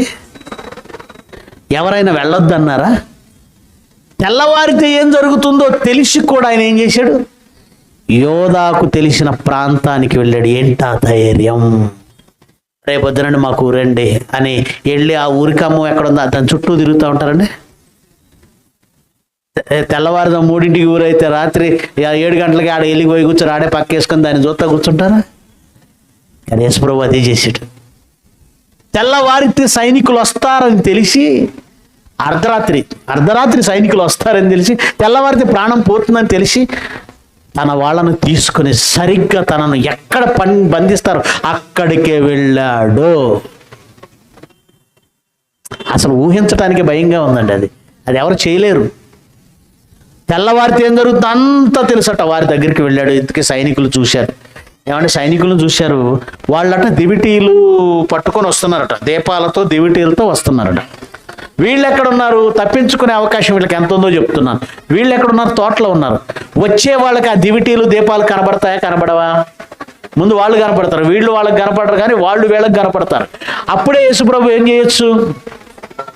అప్పుడే తప్పించుకోవచ్చు. కానీ ఈయనేం చేశాడు? వాళ్ళకి ఎదురెళ్ళాడట. ఆయనే ఎదురెళ్ళాడట. ఈ ప్రపంచంలో ఇది నువ్వో నేనో చేస్తే ప్రపంచం అంతా ఏమంటుంది తెలుసా? ఏరా పిచ్చేమన్నా ఎక్కిందా? వాళ్ళ దగ్గరికి నువ్వు వెళ్ళడం ఏంటి అంటాం కదా. మనం అయితే లోకంలో ఎవడు చేసినా మనం ఏమంటాం మాటది. మరి యేసుప్రభు ఇలా ఎందుకు చేశాడు? ఆయన తానే ప్రాణం పెట్టాలనుకుంటున్నాడు. ఆ పాయింట్ మీకు స్ట్రాంగ్గా అర్థమైపోవాలి. తానే ప్రాణం పెట్టాలనుకుంటున్నాడు. ఆయన వారి యొద్దకు వెళ్ళి పైగా మీరు ఎవరిని వెతుకుతున్నారు అంటే వచ్చిన ఆ అంతమందిలో ఒకడికే ఆయన తెలుసు. ఎవరా ఒక్కడు? సైనికులకు, రోమన్స్, వాళ్ళంతా రోమా సైనికులు, ఫారినర్స్ కదండి. బ్రిటిష్ సైనికులు ఉన్నప్పుడు మన వాళ్ళు ఎలాగైతే బ్రిటిష్ సైనికులు పెద్దగా తెలియదో, యూదులందరికీ ఆ రోమా సైనికులందరూ ఎవరు? ఫారినర్ లెక్కే కదండి. కనుక యేసు ప్రభు ముఖం వాళ్ళకి తెలియదు, యేసు ప్రభు ముఖం ఒక్కడికే తెలుసు. ఎవరా ఒక్కడు? ఇస్కరియోతు యోధ. ఎంత యేసు ప్రభుని పట్టిద్దామని వచ్చినా వెంటనే వెళ్ళిపోయి ముద్దు పెట్టేసుకొని లాక్కొచ్చి వెళ్ళాడండి. ధైర్యం సరిపోదు కదా? సరిపోతుందా? ఉదాహరణకు ఏమండి, మీరే నా మీద ఏదో కోపం వచ్చేసింది, లేదంటే జయశాలి గారి మీద కోపం వచ్చింది మీలో ఒకళ్ళు, ఆయన అప్పగించాలని ఎంత అనుకున్నా ఆయన దగ్గరికి వెళ్ళేసరికి ఎందుకో అయిపోతుంది, మనకి శక్తి పోతుంది, 1, 2 అన్నీ వచ్చేస్తూ ఉంటాయి. భయం, అది గౌరవంతో కూడిన మర్యాదతో కూడిన భయం అది. కనుక యేసు ప్రభువును పట్టిద్దామని వచ్చాడు, కానీ ఇస్కరియోతు యోధ ముందే అడ్వాన్స్గా వెళ్ళిపోయి ఇదిగో ఈయనే ప్రభువు అని ముద్దు పెట్టేయలేదండి, వెనక్గా దూరంగా నుంచున్నాడు. వాళ్ళకు కూడా కన్ఫ్యూజన్. ఉన్న వేళల్లో ఎవరిని పడితే వాళ్ళని తీసుకెళ్తే కుదరదు, ఎవరో కరెక్ట్ పర్సన్నే తీసుకెళ్ళాలి. వాళ్ళు నిలబడ్డారు. ఈయనే స్వయంగా వెళ్ళి మీరు ఎవరిని వెతుకుతున్నారని వారిని అడిగాను. వారు నజరేయుడైన యేసునని ఆయనకు ఉత్తరం ఇయ్యగా, యేసు ఇప్పుడే అటు వెళ్ళాడే, అరెరెరే ఇప్పుడే అటు వెళ్ళాడు, మీరు తొందరగా వెళ్ళిపోతే కలుసుకుంటారు, వెళ్ళండి అని వాళ్ళ దారి మళ్ళించాడా? నేనే ఆయననని వారితో చెప్పగా, ఏమంటున్నాడు? నేనే ఆయనని వారితో చెప్పాను, ఆయన అప్పగించిన యోధాయు వారి వద్ద నిలుచుండెను. వాళ్ళ దగ్గర ఉన్నాడు కానీ అంత ధైర్యం రావట్లేదు. గురువు కదండి ఆయన. ఏంటి ఆయన పవర్ ఏంటో బాగా తెలిసినోడు ఎవరు? వాళ్ళకే తెలియదు, ఇతను బాగా తెలుసు. ఆయన గద్దిస్తే ఒకసారి సముద్రం కుక్క పిల్లల అణిగిపోవటం, తుఫాన్ అణిగిపోవడం తెలుసు. ఎన్ని అద్భుతాలు, చచ్చిపోయిన వాళ్ళని లేపాడు, ఎన్ని చేశాడు. కానీ ఆ సమయానికి మాత్రం ఇతనిలో సాతాను దూరింది. వచ్చాడు కానీ ధైర్యం చాలటం లేదు. అడ్వాన్స్గా యేసు ప్రభువే వాళ్ళతో మాట్లాడుతున్నాడు, మీరు ఎవరిని వెతుకుతున్నారు, నేనే ఆయన్ని అంటే. ఇస్కరియోతు యోధ అప్పగించక ముందే తనను తాను అప్పగించుకుంటున్నాడు. చూడండి, నేనే ఆయనని వారితో చెప్పాను, ఆయన అప్పగించిన యోధాయు వారి వద్ద నిలుచుండెను. ఆయన నేనే ఆయనని వారితో చెప్పగా వారు వెనకకు తగ్గి నేల మీద పడిరి. ఇది మరీ విచిత్రం అండి. వాళ్ళని చూసి, పోలీసులను చూసి ఎవరు భయపడి పారిపోవాలి? పారిపోతూ పడిపోయేది ఎవరు? దొంగలు కదా. తలబాటులో ఆ కంగారులో పరిగెత్తలేక కాళ్ళు తడబడతాయి, కంగారు అయిపోద్ది, పడిపోతాం. కానీ ఇక్కడ ఎవరు పడ్డారంటే విచిత్రంగా పట్టుకోవడానికి వచ్చిన పోలీసులు వెనక్కబడ్డారు. ఒంటరవుతులు అంటే ఎవరు? వాళ్ళు భయపడ్డం ఏంటండి? వాళ్ళు ఎందుకు వెనక్కబడ్డారండి? అసలు ఎవరైనా పట్టుకోవడానికి వచ్చినప్పుడు పారిపోతారు తప్ప నేనే రండి అంటున్నారంటే వాళ్ళు ఎప్పుడు ఎదుర్కొని పరిస్థితి అది. వాళ్ళకి విచిత్రమైన పరిస్థితి. వాళ్ళు కూడా భయపడతారండి. ఎందుకు భయపడరండి? ఒక ఎగ్జాంపుల్, జైపాల్ గారు ఉన్నారు, గుంటూరు పిడుగురాళ్ళ ప్రిన్సిపల్ జైపాల్ గారు. వాళ్ళ పెద్దనాన్న ఒక ఆయన ఉన్నాడండి, యలమంద గారని. ఆయన చిన్నప్పుడు ఆ పల్నాడు ఆ ఏరియాలో, పిడుగురాళ్ళ ఏరియాల్లో నక్సల్స్ ఉండేవాళ్ళట ఎక్కువగా, మావోయిస్టులు. ఈయన ఇన్ఫార్మర్ ఏమో అని డౌట్ వచ్చింది పోలీసులకి. రాత్రిపూట వచ్చారట, రే యలమంద బయటికి రారా అన్నట్టు. వాళ్ళ ఇల్లు పెద్ద ఇల్లేం కాదు, చిన్న పూరి గుడిసె లాంటిది, తలుపు కూడా లేదు, ఓన్లీ ఒక పరదా పట్ట కట్టుకొని కింద ఒక బరువు లాంటి కర్ర పెట్టుకొని దాన్ని అడ్డం పెట్టుకున్నారు అంతే. పేదవాళ్ళు చాలామంది అలాగే ఉంటారు పల్లెటూరులో. బయటికి రా అంటే ఇతను అన్నాడంట, లోపల మీరే రండి అన్నాడట. వెళ్ళొచ్చు కదా, పోలీసులు 4 వచ్చారు, వెళ్ళొచ్చు కదా. మేము రాములే కానీ నువ్వే రారా అన్నారు. వాళ్ళు ఎందుకు వెళ్ళరు? అసలే నక్సల్స్తో పరిచయాలు, లోపల ఏముందో తెలియదు, బాంబు ఉందో, మనం రావటంతో బాంబు వేస్తాడో తెలియదు, వాడి దగ్గర తుపాకీ ఉందో తెలియదు. మరి పోలీసులకు తుపాకీ ఎవరు కదా? పోలీసులకు తుపాకులు ఇవ్వాలంటే స్పెషల్ ఆర్డర్స్ ఉండాలి, ఎవరో పడితే వాళ్ళకి ఇచ్చేసి పంపించారు. ఏదేమైనా తుపాకీ వాళ్ళ దగ్గర ఉన్న ఏ బాంబు ఉందో తెలియదు, వాడు చావడానికి సిద్ధపడి మనల్ని చంపితే. అందుకే తెల్లవార్లు బయట నిలబడ్డారు కానీ లోపలికి మాత్రం ఎవడు రాలేదట. నిలబడి బయట నుంచి బయట వెళ్ళిపోయారట. అంటే పోలీసులకు కూడా భయమా అంటే ప్రాణం కదండి వాళ్ళతో కూడా. ఏంటి ఇప్పుడు ఈయన యేసుక్రీస్తు తనకు తానుగా నేనే ఆయన్ని బంధించండి అని వెళుతుంటే ఆయన దగ్గర ఏం పెద్ద ఆయుధం ఉందో అని వాళ్ళు భయపడుతున్నారు. ఎంత పెద్ద ఆయుధం ఉందో ఈయనేంటి మా ముందుకు వచ్చేస్తున్నాడని వాళ్ళే వెనక్కి తగ్గి కింద పడ్డారట. మరలా ఆయన ఏంటి రెండోసారి కూడా అడగాల్సిన పరిస్థితి అండి. మీరు ఎవరిని వెతుకుతున్నారని వారిని అడిగాను. అందుకు వారు నజరేయుడైన యేసునని చెప్పగా యేసు వారితో, నేనే ఆయనని మీతో చెప్పి తిని గనుక మీరు నన్ను వెతుకుతున్నాయడలా. నాతో పాటు వీళ్ళని కూడా పట్టుకోండి, పేతురు, యోహాను, యాకోబు మీరు ఉండండి, నన్ను ఒక్కనే తీసుకెళ్ళి ఏం చేస్తారో భయంగా ఉంది అన్నాడండి. అంటే వండర్ఫుల్ అంటే నాయకులు ఉంటారే. ఒక సద్దాం హుస్సేన్ ఉండేవాడట, అతని డూపులు 7-8 మంది ఉండేవాళ్ళట. అంటే ఏంటి, ఇతని మీదకి ప్రాణాపాయ స్థితి వస్తే తన బదులు వేరే వాడిని అప్పగించేయటం ప్లాన్. చాలామంది రాజకీయ నాయకులు ఏదైనా ఒక ఇది చేసేటప్పుడు, అంటే ధర్నా కానీ లేదంటే మరొకటి కానీ వాళ్ళకి థ్రెట్ ఉంటే ఎందుకైనా మంచిదని వాళ్ళు పడుకునే స్థానంలో వేరే వాళ్ళని పడుకోబెట్టి వీళ్ళు వేరే స్థానంలో పడుకుంటారు. వాళ్ళ ఇళ్లల్లో కూడా అలాగే చేస్తారు. అంటే తమ ప్రాణం పోకూడదని ఎవరో ప్రాణాన్ని ఫణంగా పెట్టే లక్షణాలు ఉన్న నాయకులను చూసాం. కానీ యేసుప్రభు అంటున్నాడు, నన్నే కదా మీరు వెతుకుతుంది, నన్ను మీరు వెతికితే నేనే ఆయనని చెప్తున్నాను కదా, వీళ్ళను పోనివ్వండి, వాళ్ళను కాపాడాడు. అంటే తనకు తానుగా వెళ్ళి సిలువకు అప్పగించబడుతున్నాడు. తనకు తానుగా వెళ్ళి మ్రాను మీద వ్రేలాడ తీశారు. ఎందుకు వ్రేలాడ తీశారు? ఎందుకు మేకులు వేశారు? కారణం ఏంటి? చాలామంది అండి యేసుక్రీస్తు సిలువ వేయబడ్డాడు అన్న విషయం తెలుసుకొని క్రైస్తవులైన వాళ్ళు యేసు ప్రభు సిలువని ఆరాధనగా చూస్తూ ఉంటారు. కొంతమంది దానిని మెడలో వేసుకుంటారు, పూసల దండ కట్టి మెడలో వేసుకుంటారు. కొంతమంది జాగ్రత్తగా చెవులకు సిలువ వేసేసుకొని చెవులకు పెట్టుకుంటారు. మనకెందుకో సిలువ అనగానే యేసు ప్రభువుని చూసినట్టే చూస్తాం. మన మనసులో సిలువను చూడగానే ఆ సిలువే యేసు ప్రభు అన్నంత భావన, ఫీలింగ్ మనలోకి వచ్చేస్తుంది. ఆటోమేటిక్గా చేతులు దండం పెట్టేస్తాయి. దేనికి?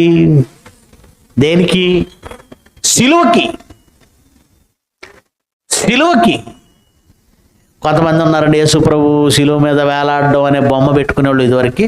ఇప్పుడు ఫ్యాషన్ ఏంటంటే యేసు ప్రభుని తీశారు, ఒక సున్ని వేస్తున్నారు సిలువకి. అదేంటి సున్ని ఏంటి? చున్నీ ఉందంటే యేసు ప్రభు ఉన్నట్టే. అంటే చివరికి ఎంతవరకు దిగజార్చారంటే ఒక సున్ని ఉంటే యేసు ప్రభు ఉన్నట్టే. ప్రేమైన దేవుని పిల్లలారా, సిలువ అనేది ఒక మ్రాను. ఆ శిక్ష యేసు ప్రపంచంలో యేసు ప్రభు ఒక్కడికే జరిగింది అనుకోకండి. అసలు ఈ సిలువ మొదటి నుండి వస్తుంది. ఐగుప్తు నుంచి ఈ సిలువ శిక్ష ఉంది, ప్రారంభం నుంచి ఉంది. ఒకసారి చూద్దామా ఆ సందర్భాలను? ఒకసారి చూద్దాం. ఆదికాండం 40వ అధ్యాయం 19వ వచనం. సిలువ అనేది ఎవరికి వేస్తున్నారు? యేసు ప్రభు ఎందుకు సిలువలోకి వెళ్ళాడు చెప్తున్నా. 40వ అధ్యాయం 19వ వచనం. ఇంకా 3 దినములలోగా ఫరో నీ మీద నుండి నీ తలను పైకెత్తి మ్రాను మీద నిన్ను వేలాడదీయించును. ఎవరితో చెప్తున్నారో తెలుసా? యోసేపు పోతీఫరు భార్య వలన జైలుకి వెళ్ళాడు. తెలుసుగా మీ అందరికీ, పోతీఫరు భార్య వలన యోసేపు జైలుకి వెళ్ళాడు యవనుడిగా ఉన్నప్పుడు. ఆ జైలులో ఫరో 2 ఉద్యోగస్తులు కూడా జైలుకి వచ్చారు. అందులో ఒకడు పానదాయకుడు. ఒకరెవరు? పానదాయకుడు అంటే అర్థం తెలుసా? ద్రాక్షారసాన్ని రాజుకు అందించేవాడు. భక్ష్యకారుడు అంటే రాజుగారికి రొట్టెలు పెట్టేవాడు, భక్ష్యాలు పెట్టేవాడు, భోజనం పెట్టేవాడు. వీళ్ళిద్దరు ఏదో తప్పు చేశారు, 2 జైలుకి వచ్చారు. యోసేపు ఉన్న జైల్లోనే ఉన్నారు. ఒకరోజు వీళ్ళిద్దరు మోకాలు మాడిపోయి వికారంగా కూర్చున్నారు, దిగులుగా కూర్చున్నారు. వీళ్ళ దగ్గరికి వచ్చాడు యోసేపు. ఇదంతా ఆదికాండం 40వ అధ్యాయంలో ఉంటుంది, మీరంతా చదువుకోండి, తర్వాత చదువుకోండి. అప్పుడు వాళ్ళు, మాకు కళ వచ్చింది, దాని భావం ఏంటో, ఏం జరుగుతుందో అని మేము భయంగా ఉన్నాము అంటే, ఆ కళ ఏంటో చెప్పండి అన్నాడు. మొదటి వాడికి వచ్చిన కళ ఏంటంటే 3 ద్రాక్ష కంకులు ఉన్నాయట, ఆ వెన్నులు ఉన్నాయట, వాటికి ద్రాక్ష కాయలు ఉన్నాయట. వాటిని కోసుకొని గ్లాసులో పిండి రాజుగారి చేతికి అందించినట్లుగా కళ వచ్చింది. ఎవరికి? పానదాయకుడికి. అప్పుడు ఆయన ఏం చెప్పాడంటే, 3 రోజుల్లోగా తిరిగి నీ ఉద్యోగం నీకు వస్తుంది, నువ్వేం భయపడాల్సిన అవసరం లేదు. రాజు నిన్ను తల పైకెత్తి నీ ఉద్యోగానికి తిరిగిచ్చి నిన్ను గౌరవిస్తాడు. పక్షకారుడి కళ ఏంటి? తల మీద పెట్టుకొని ఆ పక్షి పాత్ర పెట్టుకొని వెళుతుంటే కాకులు వచ్చట, అదే పక్షులు వచ్చి ఆ తల మీద నుంచి ఆ పక్షాలన్నీ ఎత్తుకుపోతున్నాయట. దీని అర్థం ఏంటి? 3 దినముల్లోగా రాజు ఏం చేస్తాడంటే నిన్ను మ్రాను మీద వేలాడదీయించి, నీ ఉద్యోగం పోతుంది, నిన్ను మ్రాను మీద వేలాడదీస్తాడంటే చంపేస్తాడు. మ్రాను మీద వేలాడదీయడం అనే ఈ శిక్ష యేసుప్రభు ఒక్కడికే పడిందా?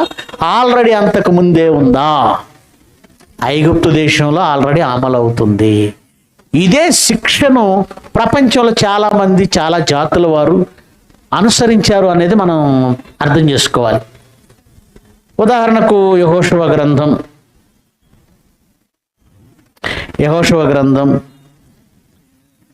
8వ అధ్యాయము 29వ వచనం చదువు. యెహోషువ గ్రంథం 8వ అధ్యాయం 29వ వచనం. యెహోషువ హాయి రాజును సాయంకాలం వరకు మ్రాను మీద వ్రేలాడదీశను. సాయంకాలం వరకు ఏం చేశాడటండి? మ్రాను మీద వ్రేలాడదీశను అన్నాడు.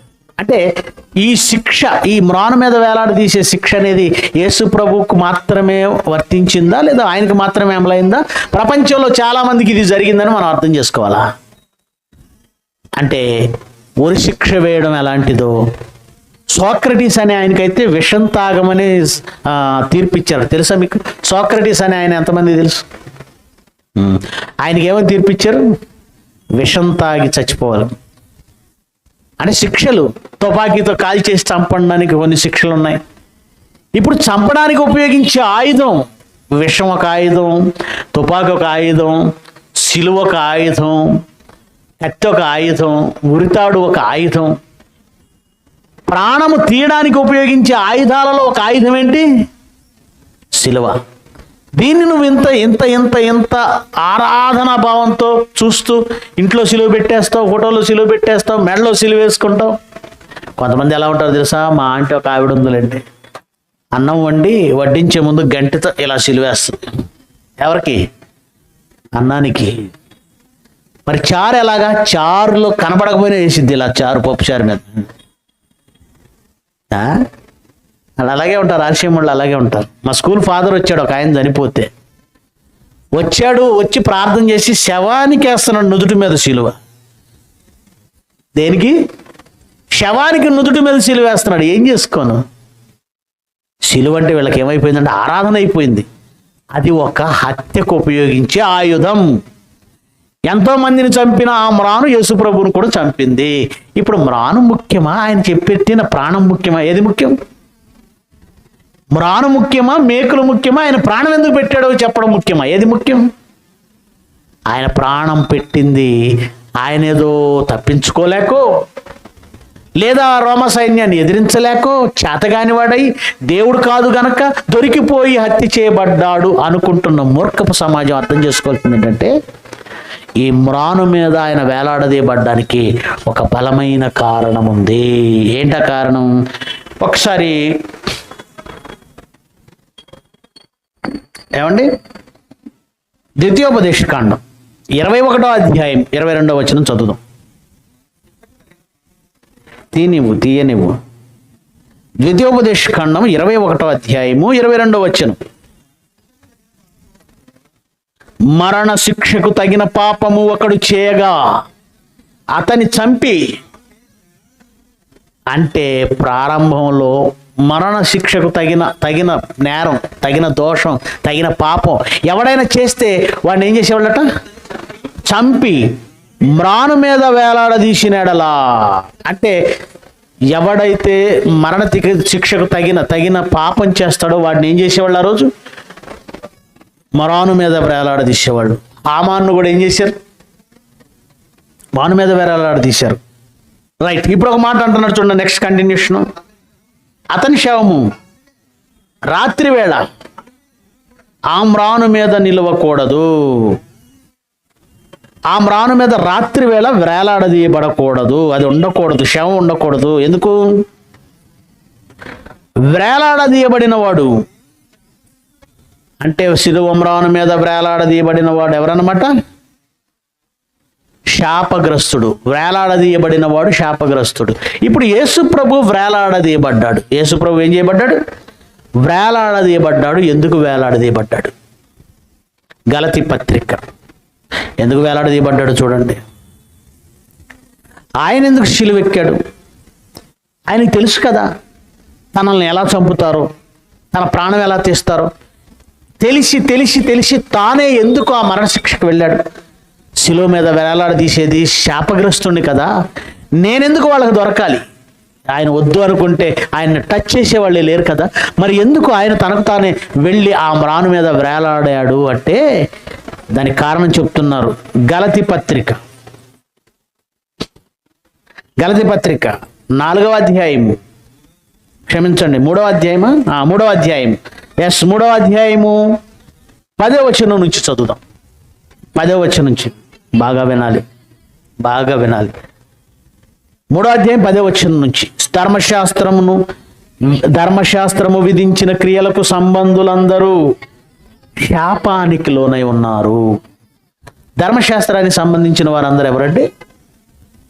ధర్మశాస్త్రానికి సంబంధించిన వారు ఎవరు చెప్పండి? ఇశ్రాయేలీలు. ధర్మశాస్త్రం ఇశ్రాయేలీలకు ఇవ్వబడింది. వాళ్ళందరూ శాపగ్రస్తులయ్యారు. ఏమయ్యారు? శాపగ్రస్తులయ్యారు. ఎందుకు శాపగ్రస్తులయ్యారంటే కారణం చెప్తున్నాడు. ఎందుకనగా ధర్మశాస్త్ర గ్రంథమందు వ్రాయబడిన విధులన్నింటినీ చేయుట యందు నిలకడగా ఉండని ప్రతివాడు శాపగ్రస్తుడని వ్రాయబడింది. ధర్మశాస్త్రం చాలా కఠినమైనదండి. ఎంత కఠినమైనది అంటే 100 ఆజ్ఞలు ధర్మశాస్త్రంలో ఉంటే నువ్వు 99 ఆజ్ఞలు పాటించు. ఒక ఆజ్ఞలో నువ్వు తప్పిపోతే దేవుడు ఎలా పరిగణలోకి తీసుకుంటాడు తెలుసా? 100 ఆజ్ఞల్లో తప్పిపోయినట్టుగా రాసుకుంటాడు.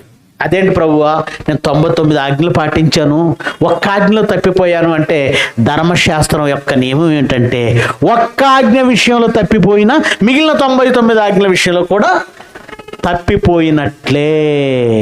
అంటే ధర్మశాస్త్రం కఠినమైందా సులువైందా? అది మహాకాడి, కఠినమైంది, వాళ్ళు మోయలేని బరువది. అందుకే దాన్ని పాటించలేక ఏమంటే మనమే ఉన్నాం 100 రూల్స్ కరెక్ట్గా పాటించగలమా? గనుక ధర్మశాస్త్రం పాటించలేకపోవడం వలన యాజ్ పర్ రూల్ ఏంటి? ధర్మశాస్త్రం పాటించని వాడు ధర్మశాస్త్ర ప్రకారము శాపగ్రస్తుడు. దానిని బట్టి చూస్తే ఇశ్రాయేలీలందరూ ఏమైపోయారు? శాపగ్రస్తులయ్యారు. మరి వాళ్ళని విడిపించాలంటే ఏం చేయాలో చూడండి. క్రిందకు చదువుతున్నాడు 13వ వచనం. ఆత్మను గురించిన వాగ్దానం విశ్వాసం వలన మనకు లభించినట్లు అబ్రహాము పొందిన ఆశీర్వచనము క్రీస్తు యేసు ద్వారా అన్ని జనులకు కలుగుటకై క్రీస్తు మన కోసము శాపమై. ఇశ్రాయేలీలందరూ శాపగ్రస్తులైతే వాళ్ళు ధర్మశాస్త్రాన్ని బట్టి శాపగ్రస్తులయ్యారు. మరి మనం ఎవరండి? అన్ని జనులమైన మనం కూడా శాపగ్రస్తులం. దేన్ని బట్టి? పాపం. మనం చేసిన పాపమే మనకేంటి? శాపం. ధర్మశాస్త్రం ఉండడం వల్ల వాళ్ళు శాపగ్రస్తులైతే ధర్మశాస్త్రం లేకపోయినా పాపాలు చేసి మనం శాపగ్రస్తులై. ఇప్పుడు మన శాపాలు మన పాపాలు పోవాలంటే ఒకటే ఒక దారి. ఏంటా దారి? క్రీస్తు మన కొరకు శాపమై అన్న దగ్గర ఒక నెంబర్ ఉంది చూడండి. 2 అని నెంబర్ ఉందా? 2 అని నెంబర్ ఉంది. దాని కింద అర్థం ఏమి ఇచ్చాడు చూడండి.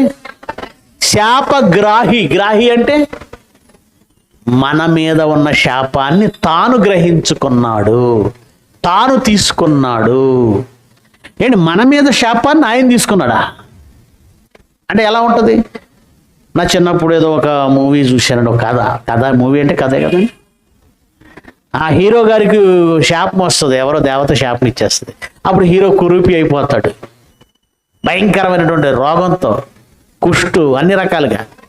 అప్పుడు వాళ్ళ తల్లి దేవతను ప్రార్థిస్తుంది, నా కొడుకు శాపం నాకు. ఏమంటే కథ అది మీకు అర్థం కావడానికి. ఎందుకంటే అవే మంచి ఉదాహరణలు మీకు. మన ప్రాణం అంతా సీరియళ్ళ మీద, సినిమాల మీద.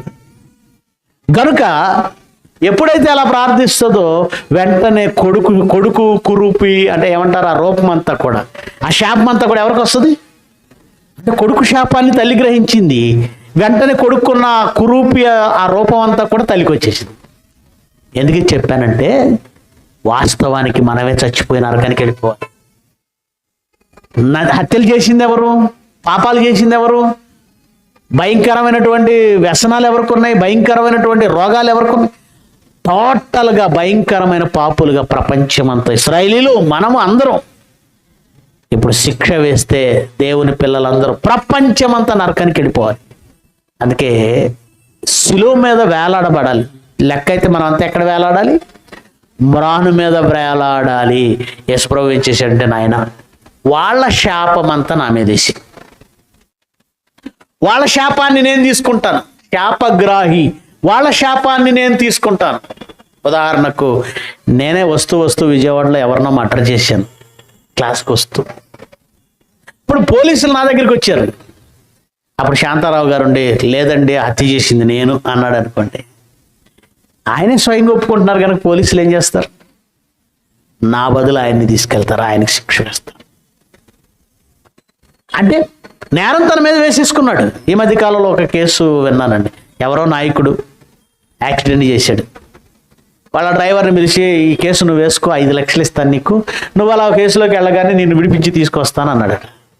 5 లక్షలు వస్తుంటే ఇంకేముంది, 5 లక్షలు తీసేసుకొని భార్య పిల్లలకి ఇచ్చేసి, ఇంకా ఇవ్వలేదట, భార్య పిల్లలకి ఇస్తాడు కదా అని ఒప్పుకొని జైలుకి వెళ్ళాడు. జైలుకి వెళ్ళిన తర్వాత ఆ బెయిల్ గురించి ట్రై చేయట్లేదట, 5 లక్షలు ఇవ్వలేదట.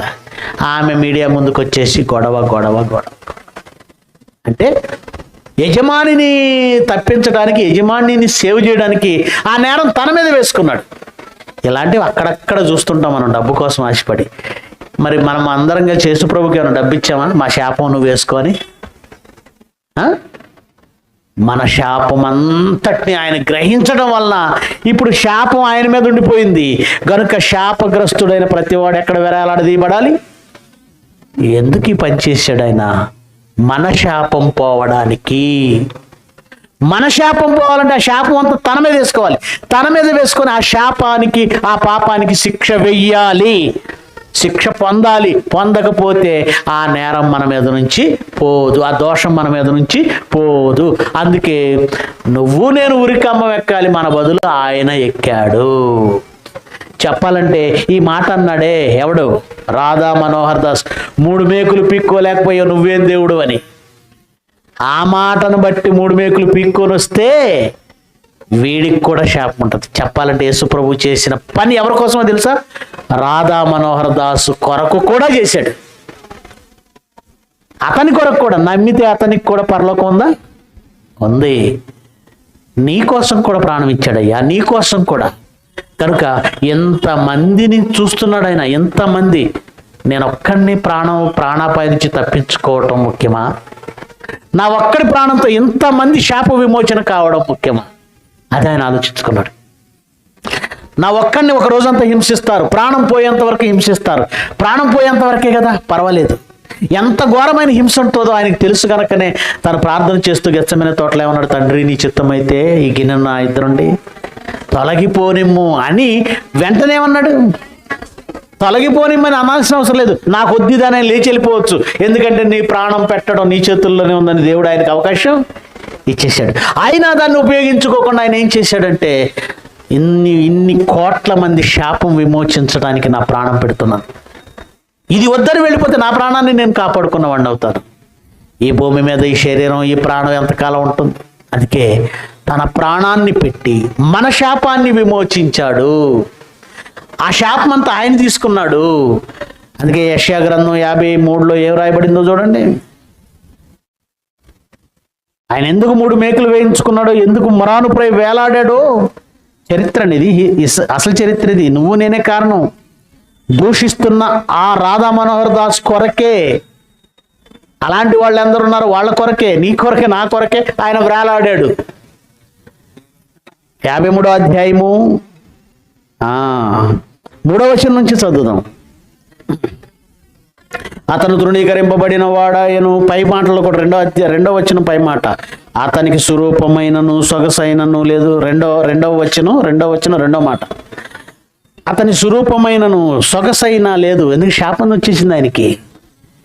మనం అతన్ని చూచి అపేక్షించున్నట్లుగా అతని యందు స్వరూపం లేదు.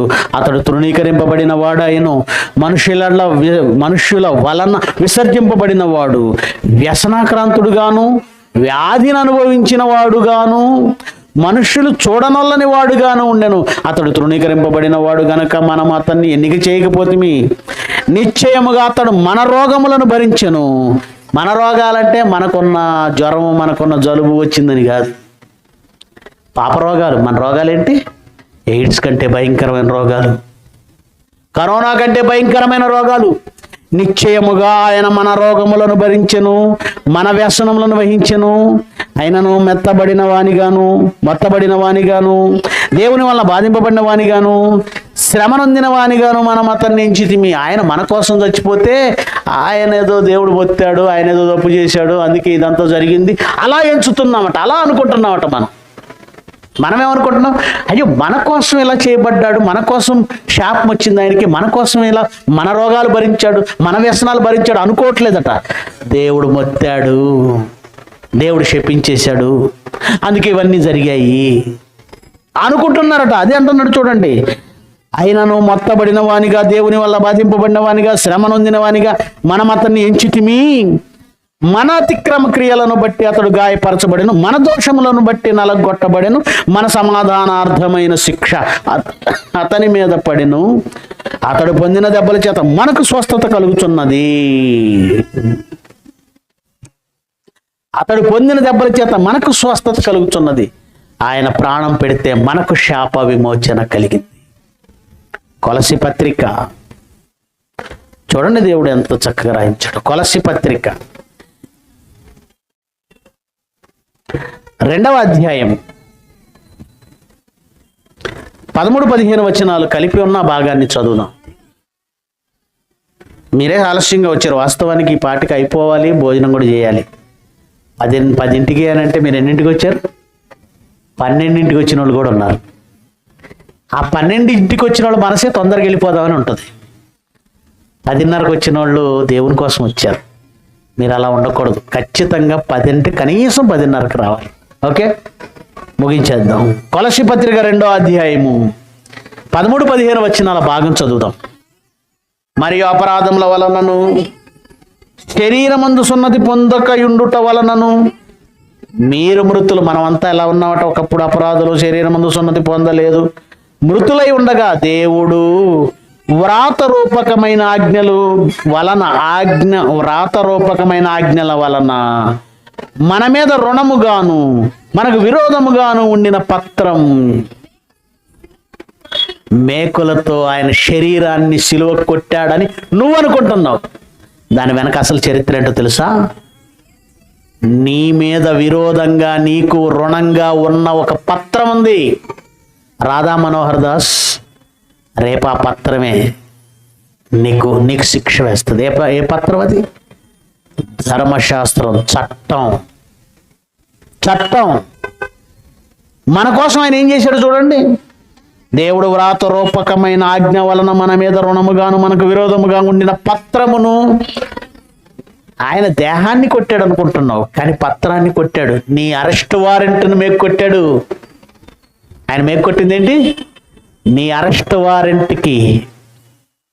చూడండి ఏమంటే కొన్ని డాక్యుమెంట్లు చినిగితే చెల్లవు. తెలుసా మీకు? కొన్ని డాక్యుమెంట్లు చినిగితే చెల్లవు. డిగ్రీలో నాకు బాగా గుర్తుందండి. డిగ్రీలో రికార్డు రాసేవాడు, సైన్స్ రికార్డు. దాన్ని చూపించిన తర్వాత చాలా తెలివిగా మన వాళ్ళు ఏం చేసేవాళ్ళు, దాన్ని తీసుకొచ్చేసి జూనియర్లకు వాళ్ళు రాసే పని లేకుండా వాళ్ళ దగ్గర 500 తీసేసుకొని అడిగిచ్చేసేవాళ్ళు. ఇలాంటి చావు తెలివితేటలు స్టూడెంట్స్కి ఉంటాయని తెలిసి వాళ్ళు ఏం చేసాడు, మేకు కొట్టేవాళ్ళు. ఎంతమందికి తెలుసు రికార్డులకు మేకు కొట్టడం? చదువుకున్న వాళ్ళందరూ తెలుసు. ఎప్పుడైతే ఈ రికార్డుకు మేకు పడిందో, ఇక ఆ రికార్డు రెండోసారి ఈ అరెస్ట్ వారెంట్ ఉందే, ఏంటది? మీ మీద రుణముగా ఉన్న పత్రం. దానికి యేసు ప్రభు శిలువ మీద మేకు కొట్టకపోతే అందరినీ శిలువ మీద వేలాడదీసేవాళ్ళు వరుసగా. నువ్వు నేను వేలాడాలి. అలా మనల్ని వేలాడదీయడానికి వ్రాతరూపకంగా రాయబడిన ఆ పత్రం ఏదైతే ఉందో దానిని శిలువకేసి ఏం చేసాడు ఈయన? మేకులతో కొట్టి దాని మీద చేయవ్రాతను ఏం చేశాడు? తోడి చేశాడు. ఎలా? ఆయన రక్తంతో. అద్దం లేకుండా దాన్ని ఎత్తివేసి మన అపరాధములన్నింటినీ క్షమించి ఆయనతో కూడా మిమ్మును జీవింపచేసెను. ఆయన ప్రధానులను అధికారులను నిరాయుధులుగా చేసి శిలువ చేత విజయోత్సవంతో వారిని పట్టి తెచ్చి బాహాటముగా వేడుకకు వాళ్ళను ఒక రకం చెప్పాలంటే మన ముందు వెధవలను చేసాడు, అది దాని అర్థం. వాళ్ళను పట్టి తెచ్చి బాహాటంగా వేడుక చేశాడంటే ఈయనకే ఏ ఆయుధాలు లేవు, వాళ్ళు ఆయుధాలతో వచ్చారు. ఆయుధాలు లేని వాళ్ళందరినీ పట్టి ఏం చంపారు ఆయన్ని, కానీ ఏం చేశాడు? తిరిగి 3వ దినాన లేచాడు. మరి వీళ్ళు ఎంత చేశారు? ఉపయోగం ఏంటి? పిలాతు ప్రయాసం ఏమైంది? యూదుల ప్రయాసం ఏమైంది? అబ్బో ఏం కంప్లైంట్లు ఇచ్చారు, కంప్లైంట్ ఇచ్చారు చాలామంది ఆయన మీద. ఇవన్నీ ఎడిపోయినాయి అంటే మొత్తం పోయినాయి, ఎందుకంటే ఆయన లేచి కూర్చున్నాడు. మరి ఇప్పుడు మరి ఆయన చావాలనుకున్న వాళ్ళందరూ వెధవలుగా ఇంకేమవుతారు? అందరూ చేతగాని వాళ్ళు అయిపోయారు. దీన్ని ఏమన్నాడంటే అధికారులను ప్రధానులను నిరాయుధులుగా చేసి, అంటే వాళ్ళు ఏం చేయలేరు. తెల్లవారుజాము ఏమంటే మహాభూకంపం కలిగింది. యేసుప్రభు తెల్లవారుతుండగా యేసుప్రభు లేచాడు. దేవదూతలు వచ్చాయి, రాయి పొర్లించబడి ఉంది. మహాభూకంపంగా ఇదంతా చూసి కావలి వారు పరిగెత్తుకుంటూ వెళ్ళి వాళ్ళకి చెప్పారు. ఇంకేం చేయగలరు? ఏం చేయలేరు. నిరాయుధుల్ని చేసి లేచి కూర్చున్నాడు. అంటే ఆయన శిలువకు మేకులు కొట్టింది ఆయన దేహానికి కాదు. నువ్వు దేహానికి కొట్టారని చూస్తున్నావు, అది నీ రుణపత్రము మీద, నీ చట్టం, నిన్ను పట్టించే చట్టం. గనుక యేసుక్రీస్తు ఎందుకు శిలువ వేయించుకున్నాడో చెప్పమంటారా? అటు ఇశ్రాయేలీలకు మనకు శాపం ఉంది. ఆ శాపం పోవాలంటే ఆ నేరం తన మీద వేసుకొని మీ మీద శాపం తీసేశాడు. అంతేగాని చేతగా కాదు, రోమా సైనికులంటే భయపడి కాదు, లేదా బలహీనుడై వాళ్ళని ఎదిరించలేక, వాళ్ళ నుంచి తప్పించుకోలేక, వాళ్ళు మేకులు వేస్తే పీక్కోలేక కుక్కచావు చచ్చిపోయాడు అనుకుంటున్నావేమో, అది నీ అవివేకం. గనుక తనకు తానుగా ప్రాణం పెట్టి మన శాపాన్ని విమోచించాడే తప్ప బలహీనుడై చేతగాక వాళ్ళ చేతికి చిక్కి చావులోనికి వెళ్ళిన సామాన్యుడు అని అనుకుంటే పొరపాటు. గనుక ప్రేమైన దేవుని పిల్లలారా, ఇది శిలువలో 3 మేకుల చరిత్ర. ఆయన ప్రాణం పోవడానికి గల చరిత్ర, ఆయన ప్రాణం పెట్టడానికి గల చరిత్ర. మీరు కూడా బైబిల్ బాగా నేర్చుకోండి, వినడానికి పరిమితం కాకండి. ఎందుకంటే ఒక మాట చూపించి ముగించేస్తాను. తీతుకు రాసిన పత్రిక మొదటి అధ్యాయం 10-11 వచనం. అనేకులు విశేషముగా సున్నతి సంబంధులు, అవిధేయులు, వదరబోతులు, మోసపుచ్చువారై ఉన్నారు. వాళ్ళు ఏం చేస్తున్నారట? మోసపుచ్చుతున్నారట. వారి నోళ్లు మూయించవలెను. అట్టివారు ఉపదేశింపకూడని వాటిని దుర్లాభము కొరకు, రాజకీయ లబ్ధి కొరకు, వాళ్ళ పార్టీల కొరకు ఉపదేశించుచు కుటుంబములనే. కనుక మీరేం చేయాలి? అట్టి వారి నోళ్ళు మీరు నోళ్ళు మూయించాలా? వాళ్ళు అడిగిన వాటికి మీరే నోళ్ళు మూసుకోవాలా? వాళ్ళు అడిగిన దానికి ఏంటి సమాధానం అన్నా అని చాలామంది మాకు మెసేజ్లు పెడుతుంటారు. కొత్తగా నేర్చుకునే వాళ్ళు మెసేజ్ పెట్టారంటే సంతోషం, ఎందుకంటే నేర్చుకోవాలని ఆసక్తి. కొన్ని సంవత్సరాల నుంచి వస్తూ కూడా దానికి సమాధానం తెలియట్లేదంటే మీరేం చేస్తున్నారు అనమాట? నోరు మూసుకునేవారిగానే ఉన్నారు తప్ప అవతల వాడి నోరు మూయించేంత సామర్థ్యం మీకు రాలేదంటే తప్పెవరిది? బాప్తిజం తీసుకొని 10 ఏళ్ళని గొప్పగా చెప్తున్నావు, అయితే బైబిల్ పై నీకు ఎంత పట్టు వచ్చింది? 10 ఏళ్ల నుంచి పట్టుకొని వెళుతున్నావు తప్ప బైబిల్ మీద పట్టు. 20 ఏళ్ళు బాప్తిజం సీనియర్ అని అంటావు. సీనియర్ అయినందుకు చర్చిలో సెపరేట్ చైర్ కావాలి, అంతేగా? సీనియర్ అయినందుకు ఇదే నీకు కావాల్సింది? సీనియర్ అయితే దేవుని పక్షాన బైబిల్ పట్టుకొని మిగతా వాళ్ళకి ఆదర్శంగా నిలబడు. అన్న 20 ఏళ్ళ నుంచి వస్తున్నాడు, అన్నది అడిగితే ఎలాంటి డౌట్ అని చెప్పేస్తాడు. అలా 10 మంది దగ్గర నువ్వు మంచి పేరు తెచ్చుకో. బైబిల్ చదువు. అజ్ఞానముగా మాట్లాడు మూర్ఖుల నోరు మూయట దేవుని చిత్తం.